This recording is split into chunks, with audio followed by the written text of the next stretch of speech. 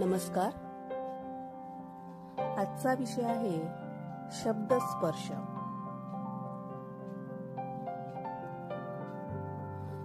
परिसाचा स्पर्शच लोखंडाचे सोने करतो. लोखंड दुर्मिळ नसते, परीस दुर्मिळ असते. लोखंडाचे तुकडे खूप मिळतील, पण परिसाचा एकच एक तुकडा निराळा असेल. परिस स्पर्श कस्तुरी मृगासारखा असतो. मृग त्याच्या शोधात असतो ते त्याच्या जवळच असते, पण त्याला आपल्या जवळ जे आहे त्याची जाणीवच नसते. कस्तुरीच्या सुगंधाच्या शोधात रानोमाळ तो भटकत असतो, पण शेवटी तो शोध मृगजळात लोप पावतो. पुन्हा सुरू होतो व त्याचा शेवट परत तोच. परिसाला आपण लोखंडाचे सोने कधी केले व कसे केले याची जाणीव ते सोने झाल्यावरच होत असे. सामान्य माणसाला परिसाची किमया काय कळणार? किमया पाहायची नसते, अनुभवायची असते. त्या अनुभवातच एक भावस्पर्श असतो. भावस्पर्शाला नाव नसते. तो स्पर्श अमोलिक असतो. तो सांगावयाचा नसतो, जाणावयाचा असतो. जाणल्यावरच परिस स्पर्श हा शब्द स्पर्श होतो. शब्द स्पर्शाने मनाचे रूप पालटते. मन म्हणजे तरी काय? एक अस्तित्वहीन अस्तित्व.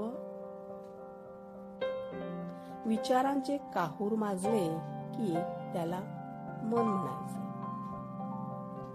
समाजात वावरताना ऋणानुबंध जुळतात नि उगीच या मनाला साद घालतात. स्वतःच्या मनाची साद कानांपर्यंत जातेच असे नाही. प्रत्येक जण मनपंखावरून विचारांची भरारी घेऊन आकाशरूपी आयुष्याच्या अमर्याद पोकळीला गाठण्याचा प्रयत्न करत असतो. हेच त्याचे कारण होय. आपण अनेक छोट्या मोठ्या गोष्टी जाणतो, अनुभवतो, स्मरतो आणि विस्मरतो. चांगल्याबरोबर वाईटही असते, पण हंसाप्रमाणे जलमय दुधातून केवळ दूधच सेवन करायचे असते. दिव्याखाली जरी अंधार असला तरी आजूबाजूला प्रकाश निर्माण करणाराही दिवाच आहे.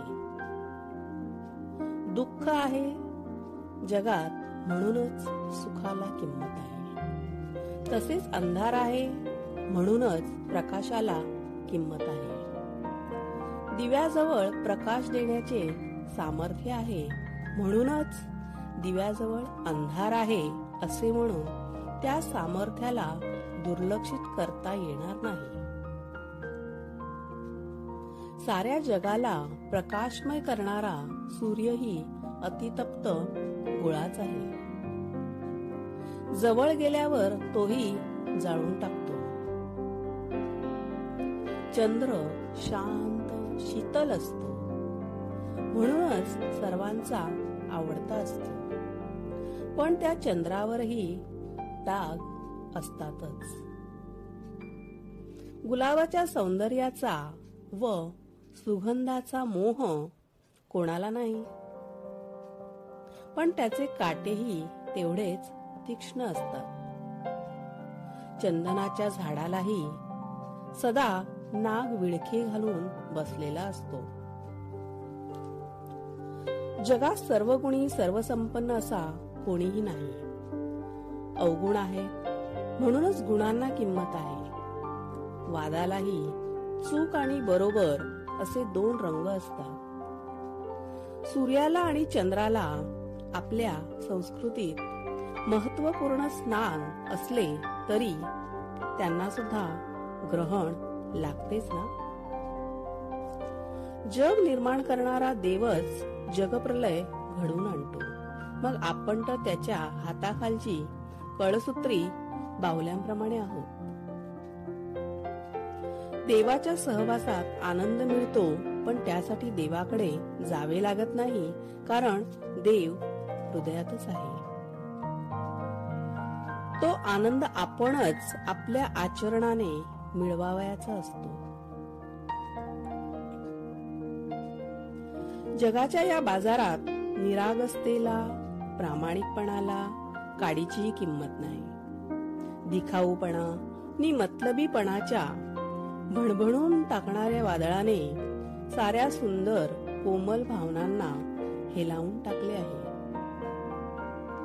विचारांती काही साधतेच असे नाही. माणसे दुसऱ्यांना ओळखण्याच्या प्रयत्नात स्वतःचीच ओळख विसरून जातात. भावनांच्या भरात वाहत जातात नि वाहता वाहता किनारा मिळाला की कुठे येऊन पोचलो हे पाहायला लागतात. आपला मार्ग सोडून दुसऱ्यांच्या मार्गात भरकटले जातो. अपेक्षा ठेवायला जातो नि उपेक्षा पदरी घेऊन येतो. अपेक्षेलाच दुसरे नाव आहे निराशा. जीवन प्रवाहात कोणत्या पातळीपर्यंत वाहवत स्वतःला न्यायचे हे ज्याचे त्यानेच ठरवावयाचे असते. अर्थात प्रत्येकाची पातळी प्रत्येकाने स्वतः बरोबर इतरांनाही ठरवावयाची मुभा देण्यात गैर काहीच नाही. ती पातळीच माणसाचे व्यक्तिमत्व ठरवते. प्रत्येक प्रवाहात स्वार्थाने बरबटलेल्या दुनियेत स्वार्थ असायलाच हवा असे आवश्यक आहे का? स्वार्थ नसून मनुष्य जन्माचा खरा उद्देश परमार्थ आहे. सद्गुरूंनी औचित मजला निद्रेतुनी जागे केले. मी मी मम गृहसुतदारा मी करीतो देतो घेतो. ऐशा परी वरचेवर मी झोपेमधी बरळत होतो. परी आजी मजला कळले की सर्वही स्वप्न भ्रमतो.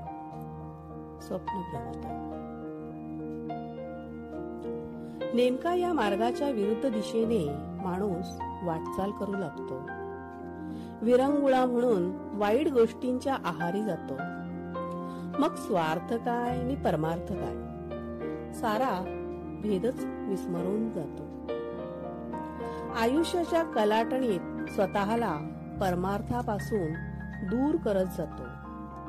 स्वार्थाच्या पावलांवर पावले ठेवत मार्ग आक्रमित जाताना परावर्तनही फक्त स्वार्थाचेच असते हे विसरून चालणार नाही.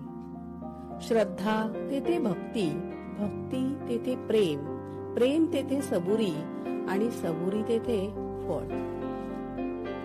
फळ म्हणजे तरी काय? समाधान. समाधान ही माणसाची खरी गरज आहे. गरज ही शोधाची जननी आहे. खोट्या कल्पनांच्या विश्वात सत्याला डावलताना शोधही कुठेतरी हरवून जातो. शोध म्हणजे ध्येयापर्यंत पोहोचवणारी पाऊल वाट. पाऊल वाटेवर पाऊल ठेवण्यास सज्ज करणारी कोण तर ती तळमळ. ध्येयावर लक्ष केंद्रित करताना पाऊल वाटेवरील खाच खळग्यांचा विचार करणाऱ्यांची एकाग्रता डगमगते. आज जे आहे ते उद्या नाही. म्हणून साध्य करण्यासाठी साधकाने साधनांची वाट पाहण्यात काहीच अर्थ नाही. खाच खळगे म्हणजे दुसरे तिसरे काही नसून ध्येयावरच्या श्रद्धेची खरी कसोटी असते आणि ती कसोटीच आपल्या मार्गाची खरी कस ओळखते. धन्यवाद.